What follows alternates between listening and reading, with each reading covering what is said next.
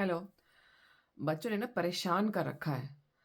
पता नहीं मुझे देखते हैं और बस मुझे परेशान करने लग जाते हैं। पता नहीं उन्हें क्या मज़ा आता है मुझे दुःख देने में।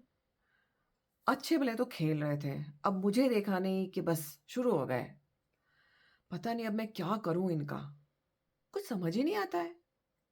कभी-कभी हाँ होता है ना ऐसा कि हम समझ नहीं पाते हैं कि हम क्या करें और हम बहुत फ्रस्ट्रेट हो जाते हैं। और कभी-कभी ऐसा लगता है कि ये बहुत पर्सनल है, यानी मेरे साथ ही ऐसा हो रहा है। नहीं, ऐसा नहीं है। और बस मैं आज ये एक कुछ कोशिश करूँगी समझाने की कि हम बच्चों को कैसे समझें। तो सबसे पहले तो हम ये देखते हैं कि बच्चे आपको कुछ भी पर्सनल नहीं है उनका कि बस मम्मा को या डैडी को तो बस परेशान करना है। सो उसको ना पर्सनली मत लीजिए, क्योंकि वो ऐसा कर ही नहीं सकते। आप उनके लिए सबसे इम्पोर्टेंट हो और आप तो दुनिया के आखिरी इंसान होंगे जिसको कि वो परेशान करना चाहेंगे। क्योंकि वो उन्हें बहुत अच्छे से पता होता है कि मैं पूरा इनके ऊपर डिपेंडेंट हूँ और मैं वो बिल्कुल भी नहीं करना चाहूँगा कुछ भी। तो ये तो आप सोचना छोड़ ही दीजिएगा कि उनको आपसे कुछ पर्सनल कुछ है, क्योंकि दैट्स नेवर द केस। बस हमें ऐसा फ़ील होता है बिकॉज़ उस वक़्त हम भी बहुत फ्रस्ट्रेट हो जाते हैं, क्योंकि जब बच्चे दुखी हो रहे होते हैं ना, तो हम भी कहीं न कहीं अंदर बहुत दुखी हो रहे होते हैं।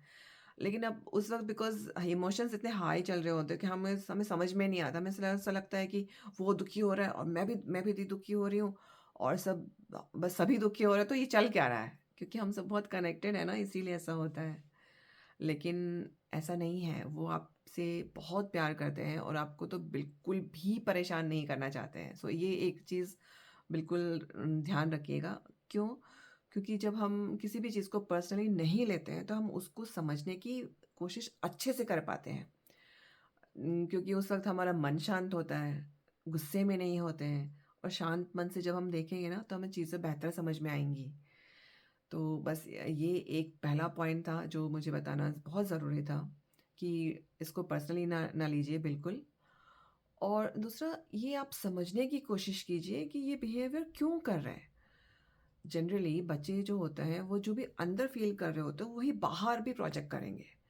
वो जो भी महसूस कर रहे हैं अंदर वही वो बाहर भी दिखाएँगे। ऐसा नहीं है कि आपको देख के या समथिंग, पर बिकॉज़ वो आपके साथ वो कम्युनिकेट करना चाह रहे हैं कि भई मुझे ऐसा कुछ प्रॉब्लम हो रहा है, तो कैन यू प्लीज़ हेल्प, मुझे मदद कीजिए, क्योंकि मुझे कुछ तकलीफ़ हो रही है। और बस वो इसीलिए ऐसा कर रहे हैं और हम सोच रहे हैं पता नहीं क्या कर रहे हैं ये।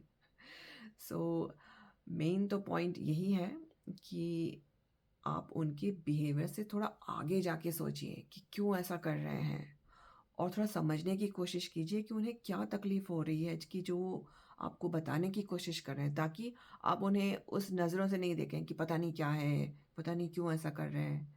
और जब आप ऐसा करेंगे तो अब आपको समझ में आएगा कि बच्चे बहुत ही जेन्युइनली, बहुत ही इनोसेंटली बस कुछ एक्सप्रेस करने की कोशिश कर रहे थे। और जब आप उन्हें समझेंगे तब आप उनको हेल्प भी कर पाएँगे। ज़्यादातर हम बच्चों को समझते नहीं हैं, इसीलिए हमें हमें ये पता ही नहीं चलता है कि उनके साथ हो क्या रहा है।